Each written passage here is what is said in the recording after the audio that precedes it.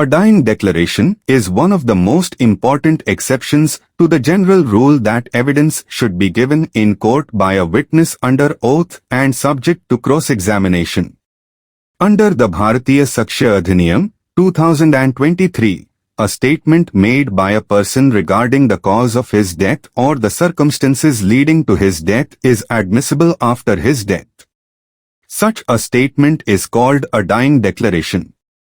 The principle behind this rule is based on the belief that a person who is on the verge of death is unlikely to tell a lie. Therefore, the law treats such statements as trustworthy. Meaning of dying declaration. A dying declaration is a statement made by a deceased person explaining the cause of his death or the circumstances of the transaction that resulted in his death. The statement may be oral, written, by signs, gestures, or any other method through which the deceased communicates the relevant facts. Simple meaning: when a person who later dies tells how he was injured, who caused the injury, or under what circumstances the incident occurred, that statement is called a dying declaration. Why is it admissible? Normally, a statement made outside the court is considered hearsay and is not admissible. However, a dying declaration is an exception because the maker of the statement is dead and cannot appear in court. The statement relates directly to the cause of death. The law assumes that a dying person is likely to speak the truth. Circumstances in which a dying declaration is admissible. 1. The person making the statement must be dead. A dying declaration becomes relevant only when the person who made the statement has died. Example: a victim states that a stabbed him. If the victim later dies from the injuries, the statement becomes admissible as a dying declaration. 2. The statement must relate to the cause of death.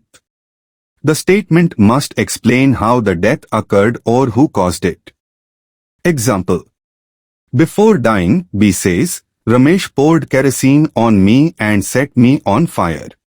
This statement directly relates to the cause of death and is admissible. 3. The statement must relate to circumstances of the transaction resulting in death. The statement may not directly describe the act causing death, but may relate to circumstances connected with it. Example: a woman states before her death that her husband had been threatening her for several days and assaulted her on the day of the incident. Such statements may be relevant because they relate to the circumstances of the transaction leading to death. 4. The cause of death must be in question. The dying declaration is admissible only when the case involves an inquiry into the cause of the declarant's death. Example: in a murder trial concerning the death of B, B's statement regarding the incident is admissible. 5. Expectation of death is not essential.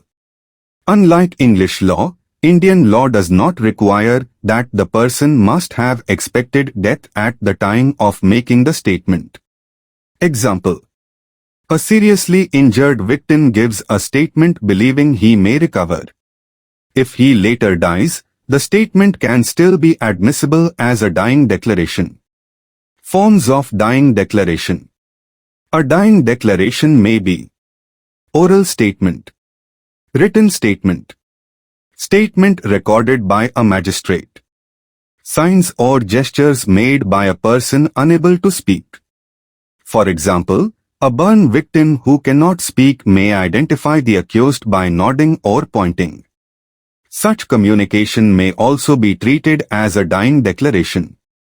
Evidentiary value of dying declaration. A truthful and voluntary dying declaration can form the sole basis of conviction if the court is satisfied about its reliability. However, the court generally examines whether the declarant was mentally fit, whether the statement was voluntary, whether there was any tutoring or pressure, whether the statement is consistent and trustworthy. Simple case study. Sita suffers severe burn injuries and is admitted to a hospital. A magistrate records her statement. She says, "My husband Mohan poured kerosene on me and set me on fire because of a family dispute." The doctor certifies that Sita was conscious and mentally fit when the statement was recorded. 2 days later, Sita dies. During Mohan's trial, Sita's statement is admitted as a dying declaration because the maker of the statement is dead. The statement relates to the cause of death. It was made voluntarily. It was recorded while she was mentally fit. The court may rely upon this statement in deciding the case. Conclusion. A dying declaration is a statement made by a person regarding the cause of his death or the circumstances leading to it. It is an important exception to the rule against hearsay evidence. Such a declaration becomes admissible when the maker has died, the statement relates to the cause or circumstances of death, and the cause of death is in issue.